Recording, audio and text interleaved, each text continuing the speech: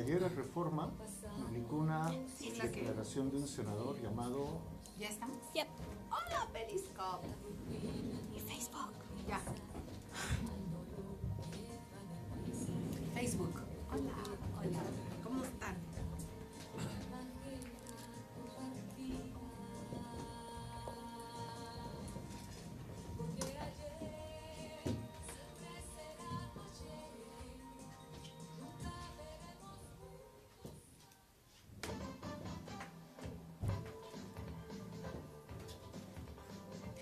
¿Qué tal, amigos? ¿Qué tal? ¿Qué tal? Muy buenas tardes, bienvenidos a este su programa Voces del Periodista, este programa que es de ustedes y para ustedes a través de las frecuencias de ABC Radio, las 760 de AM de Organización Editorial Mexicana, este gran grupo multimedia, al igual que gracias a las frecuencias del gran grupo Radio Turquesa, La Joya del Sureste y las frecuencias de La Pantera. Queridos amigos, gracias ingeniero Víctor Melara, gracias Maribel en los controles, Diana Mónica, Gama, Jonathan, a todos aquí quienes nos apoyan, al maestro Jorge Santa Cruz, director académico del Club de Periodistas de México, y su servidora, quienes contamos siempre y todos los días, pero ustedes lo ven acá al doctor Juan Ramón Jiménez, que es un académico de primer nivel, economista, Premio Nacional de Periodismo y muy reconocido, pues siempre como asesor, como parte fundamental nuestra, pero aquí en los micrófonos el día de hoy también, doctor Sí, querido. gracias Celeste, buenas tardes. Muchísimas gracias, queridos amigos. Hashtag Voces del Periodista. Recuerden también los teléfonos aquí en cabina, 55 18 77 60,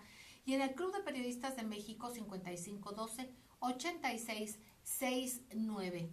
Queridos amigos, quiero compartir con ustedes, quienes nos sigan en Twitter, a lo mejor ya lo saben, si no lo saben ahorita se los compartimos. Quedaron mucha inquietud sobre el tema de las afores con el doctor Juan Ramón Jiménez y nuestra queridísima amiga Diana Segundo Tobar en @Jimboro en Twitter. Fue muy linda y ella captó varias dudas que había, así como otras que también a nosotros nos llegaron, nos llamaron, pero ella fue la que pidió que se repitiera este tema, más bien que se ampliara el tema de las afores, doctor querido, independientemente de que después nos hables de otra cuestión de lo que nos habías dicho de contabilidad. Claro, Exactamente, ¿no? Pero bueno, en este caso, Diana Segundo nos comenta y mandas a saludos, el que se aclare perfectamente la razón de la creación de las afores, y a quiénes beneficia. Vamos parte por parte. Esa es una de las inquietudes de la gente en general, doctor querido. Muchísimas gracias. Pues gracias Celeste. Empezamos con a darle respuesta a nuestro auditorio, como tú lo estás planteando. La razón.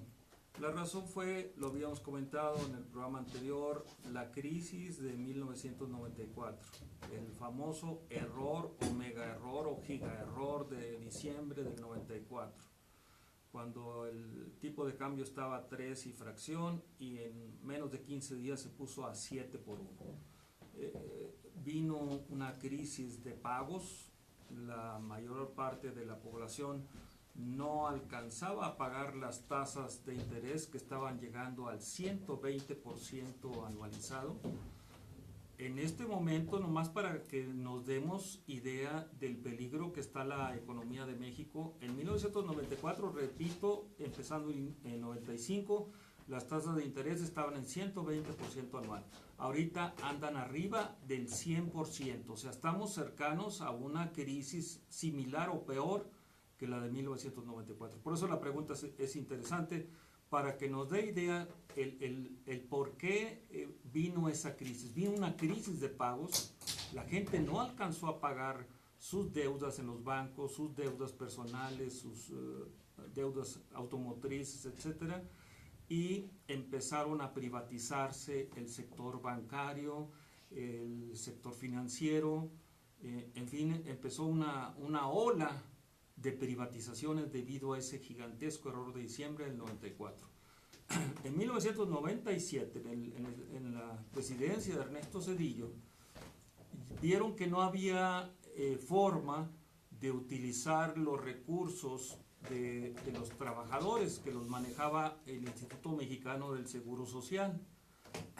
Pensaron ellos pensando para ellos, no pensando para el pueblo, que privatizando los fondos de pensiones se iba a dinamizar el sector económico financiero. Ese fue el objetivo real. O sea, privatizar los fondos de pensiones para dinamizar el sector bancario y financiero. ¿Tú crees que hubo esa buena intención? Digo ellos, por eso marco la diferencia entre nosotros, pueblo, académicos, etcétera, y ellos que estaban en el gobierno. Bueno, eso es lo que dijeron. Sí.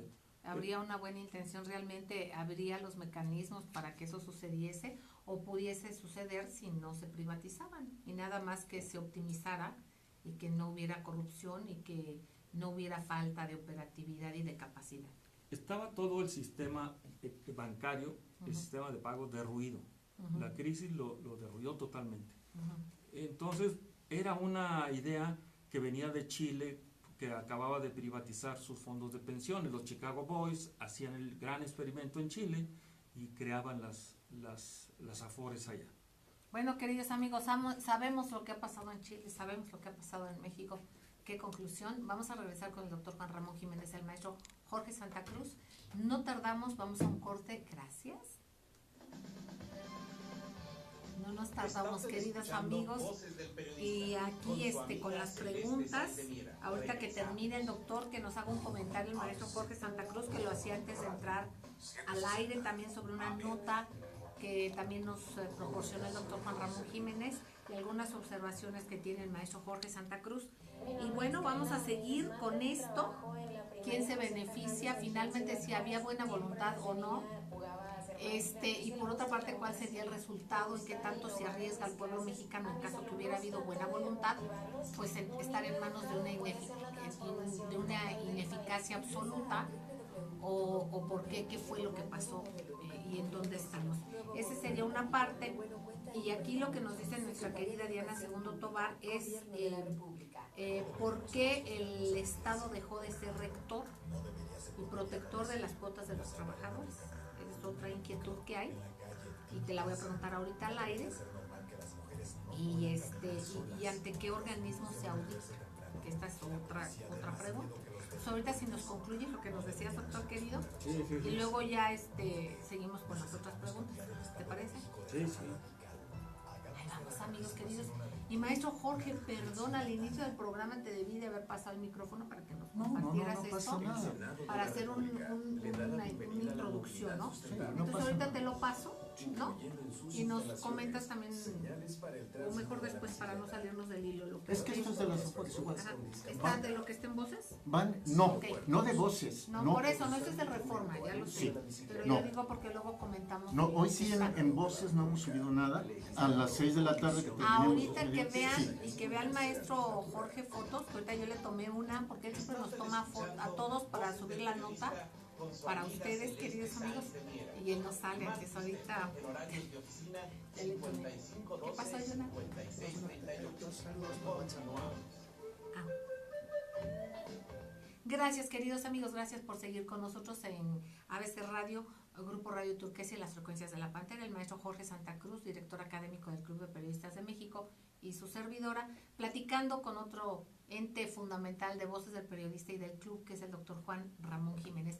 Maestro Jorge Santa Cruz, nos ibas a compartir algo. Sí, como no, lo platicábamos con el doctor Juan Ramón Jiménez antes de comenzar. Resulta que ayer en el periódico Reforma, en la sección de negocios y concretamente en la página de Capitanes, que es muy socorrida, aparecieron dos notas. Una que tiene que ver con declaraciones del senador del Partido de la Revolución Democrática, Fernando Enrique Mayans Canaval, quien en una sesión de trabajo ante el director de la CONSAR, de la Comisión Nacional del Sistema de Ahorro para el Retiro, Carlos Ramírez, dijo textual que las Afores son fábricas de pobres. Aquí está el recorte del periódico. Bueno, la página del periódico.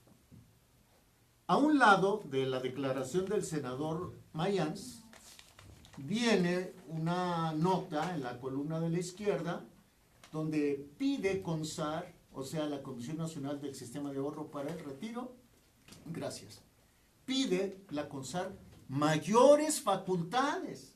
O sea, ¿no le parecen suficientes las que ya tiene y que han hecho que las administradoras de pensiones se enriquezcan de una manera exponencial a costa de la pobreza de la gente y todavía quiere más, ¿no? Entonces yo creo que esto valdría mucho, mucho la pena tocarlo con el doctor Juan Ramón Jiménez, porque finalmente el tema lo propusimos, si no me equivoco, aquí hace 2 semanas, ¿no? Y miren cómo ha cobrado actualidad. Claro. O nunca la ha perdido en realidad. Sí. Eso es interesante. Quiero agradecer a Martín Alejandro, que nos manda saludos ahorita en Facebook. Gracias, Euskedi, @Euskedi, nos saluda desde San Francisco, California. Gracias, Euskedi, muchísimas gracias. También gracias a Vampiro Perver, qué gusto. ¿Cómo estás? De Ciudad Neza, somos adictos al mejor programa de México, Voces del Periodista. Qué generoso eres, te agradecemos muchísimo. Y bueno, pues aquí, con nada más para terminar con esta parte ahorita de los saludos. Gracias, Morelos Red, Arturo Ochoa Escarti, gracias a Pablo Valencia, gracias, maestro Eduardo Roder, gracias. Y en Facebook, saludos para Celeste, mi paisano, el doctor Juan Ramón y Jorge, los escuchamos desde Monclova. Quijote, el Quijote, maestro querido, que tiene una revista muy interesante, también reconocida. Y de Facebook, Martín Alejandro, saludos Celeste, un abrazo desde Tizayuca, Hidalgo. Gracias, Martín, un abrazo para ustedes. Doctor, perdón, pero es importante, obviamente, a nuestros amigos dando salida. Claro. Gracias. Siempre apoyamos a toda la gente que nos escucha y que nos pregunta. Y siguiendo con la pregunta inicial, porque no la terminamos, decíamos que el país tuvo un hueco enorme, se salieron en 15 días 100,000 millones de dólares. 100,000 millones de dólares, ¿qué país aguanta una salida de esa magnitud en menos de 15 días? El hueco en las finanzas públicas fue de 50,000 millones de dólares y entró el gobierno de los Estados Unidos, la tesorería y bancos privados a apoyar a México con ese enorme, gigantesco desfalco de 50,000 millones de dólares en las finanzas públicas. Pero las condicionantes, lo que tú dices, la letra chiquita de esos préstamos, porque verdaderamente no son nada altruistas. Le dijeron, tienes que privatizar toda la banca mexicana. Entonces la banca mexicana se privatizó, se reprivatizó, se le entregó a los intereses extranjeros, básicamente a España, al BBA, a Santander, se le entregó a esta familia Botín, muy famosa por los fraudes. Que acorde al apellido, ¿no? Parece sí, ser. pues imagínate el apellido Botín. Como que suena, no sé si sea. El hecho es que Citibank está ahorita en un problema gigantesco en el manejo, ahorita en estos días. Está con un problema de que se cae su sistema cada rato. Y una vez más, ¿no? Porque recordemos lo que pasó y la debacle que hubo. Sí, Jorge. Precisamente. Y además quisiera agregar algo a lo que dice Juan Ramón, que el entonces presidente de Estados Unidos, Bill Clinton, no nada más exigió lo que dice Juan Ramón, sino que Zedillo entrega la factura petrolera a Washington, ¿te acuerdas? Sí, claro, qué bueno. Todo el producto de las exportaciones mexicanas en realidad quedó bajo la custodia de Washington, algo terrible. Zedillo entrega la factura petrolera a Clinton. Sí, no es Bill con B grande, sino con B chica, Bill Clinton. Porque prácticamente en las memorias de cuando él sale de la presidencia, él dice de una forma muy despectiva de Zedillo, se lo tuve sentado 3 horas afuera en la Casa Blanca, esperando para que sepa cómo es el imperio. O sea, es una vergüenza realmente y es un ataque frontal a México en ese sentido, pero aparte lo hicieron, ahorita que estamos hablando de estos temas, lo hicieron que entregara la presidencia al Partido Acción Nacional, porque yo tengo elementos, alguna de mis alumnas en ese momento trabajaba en una empresa financiera que pertenecía al grupo DESC, y ahí se armó un sistema paralelo de cómputo electoral. Entonces, no estamos hablando por hablar, estamos hablando de que realmente el error de diciembre fue trascendental, fue una hecatombe y se desaparecieron 20,000 millones de dólares de la partida presidencial, un fondo que había creado Carlos Salinas para evitar las variaciones cambiarias. $20,000 millones desaparecieron de la noche a la mañana. Entonces, todos esos temas siguen siendo actuales, Celeste, porque esta persona nos preguntaba, ¿y qué es lo que está pasando con los mexicanos? Pues prácticamente en esto que menciona Jorge en el periódico Reforma, que es gente sobre todo que está en los altos niveles, o sea, es el director de la CONSAR, está diciendo que la clase trabajadora va a recibir, si acaso, algo como cerca del 40% de sus aportaciones a los fondos de pensiones. O sea, eso es una brutalidad. Que tú hayas trabajado, en el caso personal mío, yo he trabajado más de 20 años para la UNAM, y de repente se desaparecen los fondos de pensiones de la UNAM. 10,000 millones de pesos los transfirió Videgaray de la UNAM a la Secretaría de Hacienda sin avisarle a los profesores de la UNAM. O sea, estamos todos en una situación muy delicada porque no hay forma de garantizar un retiro digno. Por eso lo que decía Jorge aquí es el encabezado es tremendo. Ven a las Afores como una fábrica de pobres. Y nosotros vemos a los bancos, a las constructoras, como una fábrica de ricos, porque son los que realmente han sido los beneficiarios. Y terminando esa pregunta que te hicieron, esos son los beneficiarios de la privatización de los fondos de pensiones, los bancos, y sobre todo los bancos transnacionales, y las constructoras, porque eso vino a salir ahora con el Socavón Express de Morelos, y salió todo este esquema de corrupción que hay alrededor de las constructoras, que en el año cuando Enrique Peña Nieto entra a la presidencia, en enero del 2013, se le permite a las constructoras apalancarse con los fondos de pensiones, con las Afores. Es decir, hay una fecha clave ahí, febrero del 2013, donde el gobierno de la República le da permiso a las constructoras para que utilicen los fondos de pensiones para este boom inmobiliario que vemos en la Ciudad de México y en todo el país, para construir, que para mi punto de vista están destruyendo la esencia de este país, y sobre todo están acabando con los fondos de pensiones, porque si te están diciendo que vas a recibir el 40%, ¿quién se quedó con el 60%? Esa es la pregunta. Y a tasas de interés acumulativo, tasas de interés compuesto, esto sería un dineral, y nos están entregando una basura prácticamente de lo que corresponde. Y en la pregunta también de por qué el Estado dejó de ser rector, pues bueno, ya no lo contestaste. Pues sí, porque... Y es una irresponsabilidad, es corrupción, es una ensalada de lo mismo. ¿Por qué no recapitulamos y subrayas más esta parte? Sí, eso, hubo un personaje que estuvo muy cercano del Club de Periodistas, que vivió 10 años en el centro histórico de la Ciudad de México, el doctor Ross, con doble S, doctor Ross, que en un programa contigo platicamos del libro. El libro es verdaderamente interesante, no lo encuentras por ningún lugar, yo por casualidad lo tengo, pero se llama La Anexión de México. Ese es el libro que él habla de la conspiración de Yale, de la Universidad de Yale, que tenía, si mal no recuerdo, cinco pasos para adueñarse del país. Primero decía sacar a los nacionalistas del poder, y lo lograron totalmente. En segundo lugar decía involucrar al ejército en labores de combate al narcotráfico, y totalmente lo tienen ahí. La tercera decía cooptar a Pemex, o sea, cooptar significa encerrar a Pemex con puras empresas petroleras transnacionales, y lo están ahogando, prácticamente lo tienen quebrado.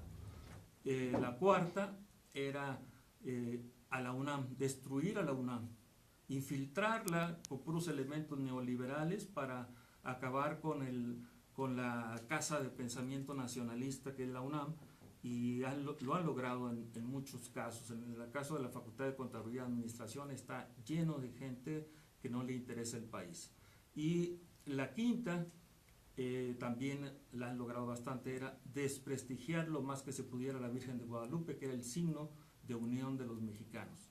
Entonces eso está en el libro que se llama La Anexión de México del doctor Ross, y La Conspiración de Yale, que ahí la mencionaba. Entonces, fíjense que todo eso viene preparado para esto que estamos viviendo ahorita. Ahorita decía Jorge, esta es una sociedad casi podrida. Estamos en ese punto, creo yo, y yo concuerdo totalmente con lo que tú decías, Jorge. Sí, definitivamente, Celeste, rápido, nada más un instante. tenemos en las manos una auditoría que se hizo al Paso Express. Esta auditoría fue hecha por el Grupo Funcional Desarrollo Económico, un grupo privado. La auditoría se hizo en diciembre de 2006 y se le entregaron los resultados 2016. Se le entregaron los resultados a la Secretaría de Comunicaciones y Transportes. Son en total 19 cuartillas y un pedacito. Esta es la 20. Se denuncia cualquier cantidad de irregularidades cometidas por las constructoras, las que mencionaba genéricamente Juan Ramón. 2 de ellas españolas, Alteza y Epcor. Entonces, vemos cómo todo concuerda, o sea, la corrupción no es casual. Y la muerte de mexicanos, sea en el socavón o por hambre, tampoco es casual. Esto es fundamental y de alguna manera, queridos amigos, el estar en este contexto y el platicar de estos temas es muy, muy importante. Aquí nuestra querida amiga Diana Segundo Tobar nos dice en otro contexto, y antes de irnos al corte, es qué organismo audita las AFORES, quién es responsable, si es que hay responsables, porque hay luego instituciones, pero o no se le dan dientes como a la CONSAR, los suficientes elementos para hacer sanciones y ser ejecutoras de estas mismas, así como también a la Procuraduría del Consumidor, ¿no? O sea que tiene más que nada la conciliatoria, pero no el elemento real de llegar a una sanción. Entonces, en este contexto con la CONSAR y ver quién es responsable o debería de ser, o a quién se le puede preguntar, porque en este país hay veces que parece que no hubiera responsables. Vamos a un corte y enseguida regresamos. Gracias. Está usted escuchando Voces del Periodista. Qué barbaridad. Con su amiga Amigos Celeste queridos, Sáenz de Miera. mira, si nos Regresamos. muestra a Diana Mónica, queridísima, un poquito los aspectos de la cabina, de esta bellísima cabina, ya ves el radio, mira Gama, saluda Gama, por acá está. Yo se apoyo a Decio de María, el que dice que siempre nos hemos quejado de que un proceso no se cumple y que este Yo creo, proceso va a Celestina, llegar que hasta valdría el la día. pena La mencionar presión va a estar como al un hoyo final express que puede ayer quitar mataron a en una cualquier estudiante de momento, y medicina de la pregunta FES es si la Federación Claro. Mexicana de por Fútbol un y el asalto. propio Osorio están listos para poder aguantar esta presión. Una presión que va a reventar porque perder con Jamaica prende las luces Qué de alarma. cosas, ¿verdad? ¿Qué espacios están? La Copa de Oro se ha convertido en un viacrucis para el Parece fútbol que, mexicano. imagínate una vida, ¿no? Un estudiante, quién sea, o sea, me parece que Iba de su casa al hospital a hacer su no pasa nada, qué horror. Hay que exigir, pero ¿a quién, doctor? ¿Y qué puede haber? ¿Y qué esperanza? ¿Y qué cosa Es que es la debemos de exigir? pudrición de México. Es que la pudrición, pero aquí yo insisto en que son los legisladores, ¿eh? Sí, claro. Porque si estuviera el Ejecutivo y está la cuestión de justicia, digamos, ¿no? La Procuraduría de Justicia, si hubiera realmente leyes que incidieran y que fueran muy puntuales en por qué pasan cosas y no hay consecuencias, si hubiera realmente leyes a favor de los mexicanos, se respetaran estas mismas, no se dejaran estos huecotes, pues ahí está mucho de lo que debería de ser, ¿no? Ahí está como mucho pues de la solución. Entonces no crean que es tan grande, es que bola de baquetones que no sirven para nada, pues la verdad, ¿no? Hay gente que es valiente, hay gente que está haciendo un esfuerzo y hay gente que no tiene capacidad y no le da para darse cuenta de lo que está pasando, pero finalmente esa no es responsabilidad nuestra, bastante nos cuesta, ¿no? Son redes de poder. Ajá. Lo bueno cuenta y Miren, me están tomando una foto. Secretaría de Educación Pública, Gobierno de la República. Este programa es público ajeno a cualquier partido político. Hizo para subir a rato la nota. Gracias, maestra. Yo ya te tomé la tuya. ¿Ya la recibiste? Está No usted sé, ahorita escuchando checo. Voces del Periodista con su amiga Celeste Sáenz de Miera. ¿Me recuerda en la otra Jonathan? 55 ¿En la otra parte? 56 38. Continuamos. ¿Le bajas, Jorgito?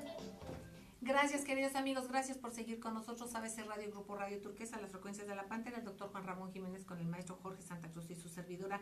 Gracias, Diego Luna MX, saludos, nos manda a todos en la mesa de trabajo, muchísimas gracias. Y bueno, pues acá también desde el internet, gracias a nuestro queridísimo Maurice Alum, y gracias a Diana Segundo Tobar, gracias a Toura Paté, a Diego de Luna, que ya lo mencioné. Bueno, ahorita voy a pasar la lista y también de lo que está en el Facebook. José Juan Lara Sazo, extraordinario programa y excelente y admirable mujer. Ay, gracias lo que me dice, yo le agradezco lo generoso que sea. Dice, sigan adelante, les admiro mucho. Gracias, don José Juan, ojalá no le defraudemos, al menos le echamos las ganas y le agradecemos la generosidad, al menos por mi parte, porque ellos sí son dos tipazos.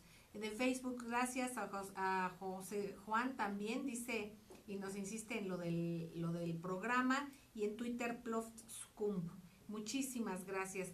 También Cereza de Valdivia de Facebook, orgullosa de haber sido su alumna, profesor. Wow. Mira, qué gusto. Y en Twitter, Kibodo Absi. Gracias, gracias. Doctor Juan Ramón Jiménez, entonces, ¿qué pasa? ¿Quién debería de ser? ¿Quién es? Ante todo esto y lo que significa el tener dinero que no es tuyo, que es la historia y la vida de muchos trabajadores, ¿quién es responsable para responder de todo esto? ¿Y qué facultades tiene o no tiene, qué le falta y a quién compete todo ello? En el caso específico de las AFORES, es la Secretaría de Hacienda y Crédito Público. Todos los que han pasado por ahí son responsables de todo lo que está pasando.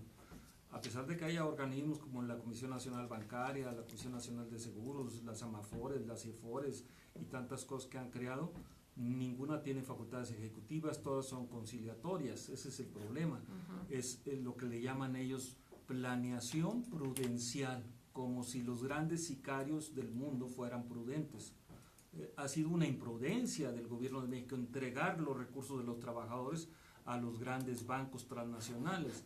Eso lo hemos estado insistiendo continuamente.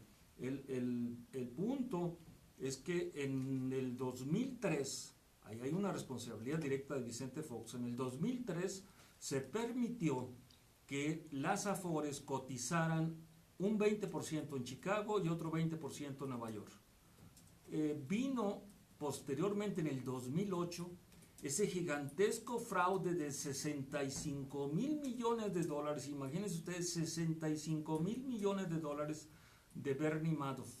Bernie Madoff es el macro sicario más pues conocido en los últimos años.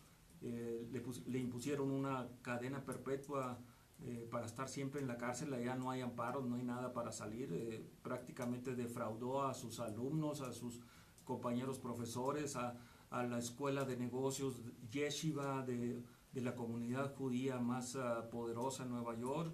Defraudó a todos los inversionistas en la bolsa electrónica, la Nasdaq, en donde el gobierno de México imprudentemente puso el 20% de las AFORES mexicanas. Ahí estamos viendo todas estas imprudencias, porque al poner 20% de los recursos de los trabajadores, en este momento imagínense ustedes que las AFORES en papel valen 200 mil millones de dólares. Es una cantidad enorme, 200 mil millones de dólares es lo que valen en papel.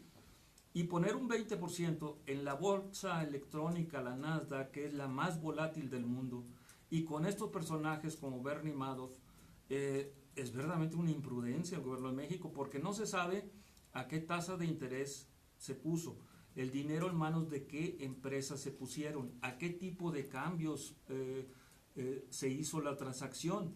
Entonces no se sabe nada, absolutamente nada. Lo que yo he investigado en lo personal con mis alumnos es que se puso en un índice bursátil llamado 3Q, QQQ. Yo no sé por qué les gustaba eso, pero está verdaderamente imposible entender ese índice bursátil de la bolsa Nasdaq. El otro 20% se puso en la ciudad de Chicago, en la bolsa Chicago Board of Trade, que es otra bolsa verdaderamente impenetrable, porque inclusive se ha mencionado por muchos lados que está en manos de la gran mafia de Chicago, de todos los herederos de Al Capone y todo lo demás. Entonces, estos, ¿Cuál bolsa, perdón? la de Chicago, la CBOT, CB grandes OT, Chicago Board of Trade, porque ahí es donde la droga es otra parte de las mercancías que se negocian ahí. Entonces, hemos estado muy al pendiente de esos dos grandes bolsas, la de Nueva York y la de Chicago, y no hemos podido encontrar gran cosa. Esto es desaparecer el 40% de los fondos de pensiones de los trabajadores, es un verdadero crimen. Por eso le decía a Jorge hace rato que estoy planteando públicamente que instalemos ya en el país un tribunal sobre crimen corporativo, porque esto es un verdadero crimen corporativo que tiene que ser castigado.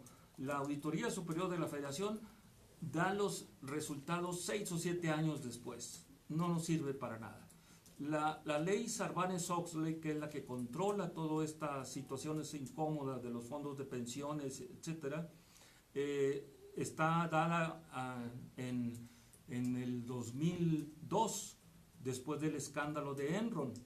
Y hasta la fecha, México no se homologa totalmente a esto.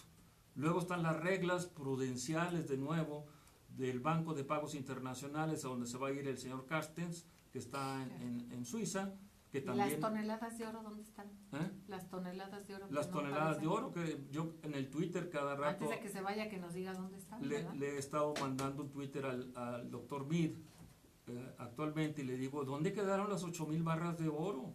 Porque saquear también el país, son 100 toneladas y el país se quedó con 20 toneladas para mantener la estabilidad del peso mexicano. Pues no sé de dónde vive el peso mexicano, por eso entran las teorías, vamos a decir, especulativas, de que a lo mejor quién mantiene el peso mexicano, o la Virgen de Guadalupe o el Chapo, pero por ahí andan las cosas, ¿no? Entonces, esa es una de las cosas que acaba de mencionar Celeste, que otro programa lo dedicaremos a ver precisamente el detalle del mercado del oro, porque también los canadienses no son unas hermanitas de la caridad, nos están saqueando el oro verdaderamente sin pagar impuestos, destrozando las tierras y matando a los líderes comunitarios que se oponen a eso. Exactamente, pero aquí es importantísimo el decir que ellos hacen esto, son gente que van por el dinero, que es lo que más les importa. Aquí lo muy delicado es quién permite, quién les ha dado la entrada para que esto suceda, para que paguen una bicoca por kilómetro, por hectárea, ¿no, doctor? Sí, por hectárea, pesos, centavos que pagan por una renta en la que le están sacando el oro. ¿En qué cabeza cabe eso? Que alguien entregue el oro de un país que además no es de funcionarios que van de paso, y que, por ejemplo, hay un documento bien importante que publicó un folleto, La Jornada, hace unos años, y que, por cierto, hizo el maestro Carlos Fernández Vega, a quien le mandamos un cariñosísimo saludo. La Jornada hizo un documento en el cual, en la docena trágica que le llaman, ¿no?, la del panismo, independientemente de que con singular alegría colaboraron antes los priistas, los neoliberales y también actualmente, pero en ese periodo hubo mayor saqueo de oro que en toda la conquista, que en toda la colonia, perdón. Entonces, dice uno, bueno, aquí habría que preguntarse quién permite esa atrocidad en contra de México. ¿Quién ha traicionado a México, ¿no? ¿Y a cambio de qué, doctor? Es importante eso, Celeste, porque estuve yo como director en la Dirección General de Minero Metalurgia, en la Secretaría de Energía, Minas, Industria Paraestatal, y teníamos aproximadamente 300, 400 gentes trabajando en todos los minerales estratégicos que tiene el país. México es muy rico en minerales, y todo eso lo desmantelaron y lo convirtieron de 300 gentes y todos los archivos que teníamos y todas las organizaciones que teníamos, Comisión de Fomento Minero, la Dirección General de Minas, en fin, teníamos 4 o 5 organismos paraestatales, todos los desaparecieron y lo hicieron una dirección oscura en la Secretaría de Economía. O sea, ahorita la minería mexicana está en manos de 10 gentes, y antes eran pura gente profesional que teníamos, y buscando todas las estrategias para toda la cantidad enorme de minerales que tiene México. Increíble, Celeste, la cantidad de minerales. O sea, 10 personas manejan. Ahorita solamente 10 personas manejan la minería en México. Si no recuerdas todos los nombres, pero algunos importantes. ¿De minerales? Sí. Sí, hay muchos. El berilio, por ejemplo, que se utiliza. No, además del berilio, y qué bueno que nos tengas en contacto con ello, más allá de lo que es el oro y la plata, que son importantísimos, pero ya también otro tipo de minerales que son fundamentales, por ejemplo, para la cuestión electrónica, para cibernética, para muchas cosas.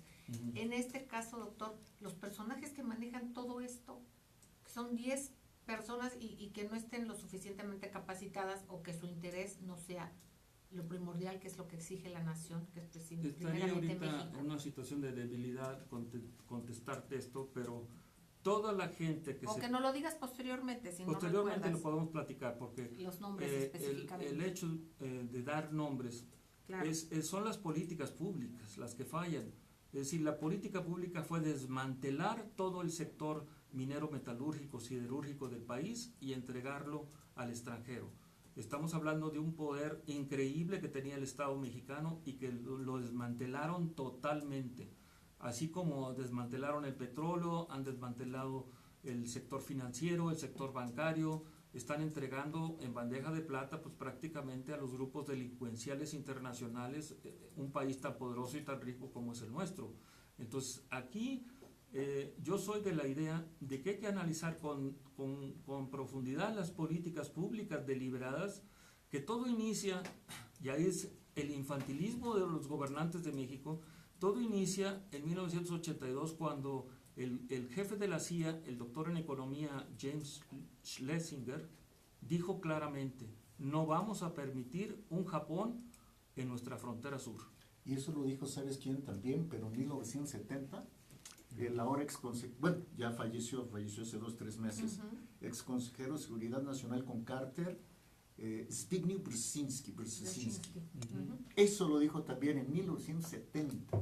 O sea, Schlesinger y Brzezinski lo tenían muy claro, ¿no? Y precisamente a la familia de este señor y de esta forma de pensar del señor Brzezinski y de ahora su hija, han sido y han atacado mucho al grupo precisamente del presidente actual, de Donald Trump, que recordemos que ahí hay mucha pugna de intereses, ¿no?, entre los neoconservadores y un grupo nuevo económico que ahí está incidiendo. Vamos a ir un corte, queridos amigos, y no tardamos. Gracias. Gracias, Jonathan. Con su amiga Celeste qué cosas, Sí, Brzezinski es el creador de la trilateral. Sí. Sí, claro. Un documento, amigos, que habría que ver, por ejemplo, del general Petraeus, Brzezinski, o sea, hay una serie de personajes, John McCain, que ahora está enfermo y que ha estado enfermo en otras ocasiones con cuestiones de tumores y todo esto, que dice uno, bueno, no sé qué tanto afecte esto a un ser humano, pero el hecho que manejen las cosas deliberadamente y priorizando su economía por encima de genocidios y de la vida de mucha gente. Por ejemplo, Petraeus, con tal de tener y de accionar economías de guerra y cosas primero desde el Estado que organizó y posteriormente ya de manera particular, de acuerdo a datos importantes que presenta Thierry Meyssan, que es un gran investigador, Premio Internacional de Periodismo, por los Club de Periodistas de México, por cierto, es muy delicado darnos cuenta qué personajes, ¿no? No solamente en México, que han manejado y manejan tantas cosas y cómo hacen redes para desinformar. Entonces, hay tantas cosas que sería bueno. ¿Usted qué opina que nos informemos y veamos todo esto? Gracias, queridos amigos, gracias por seguir con nosotros, ABC Radio, Grupo Radio Turquesa, las frecuencias de la Pantera. Antes de seguir escuchando al queridísimo doctor Juan Ramón Jiménez, al maestro Jorge Santa Cruz, quiero pedirle a nuestro ingeniero si fuera tan amable en ponernos la cápsula de opinión de Heriberto, que nos habla desde Morelos, de Morelos Red, Heriberto Campo, con su opinión precisamente desde ese bellísimo estado de Morelos. Adelante. Buenas tardes a todos. Un agradecimiento al programa Voces del Periodista que me permite este espacio, en especial a la periodista Celeste Sáenz. Porque habla de lo sigue la muy tragedia aquí en cotidiano. Morelos lo que está tras pasando el en Morelos. Nosotros vemos problema el socavón el socavón en el y la paso afectación expreso. económica que les está ¿Por qué lo haciendo. decimos? Mira, Porque escucha. la economía ha sido afectada demasiado porque la gente piensa que pues que toda la carretera está cerrada y entonces dejan de venir a ciertas zonas, incluso del estado de Morelos, del mismo estado de Morelos o de otros estados aledaños, pues piensan que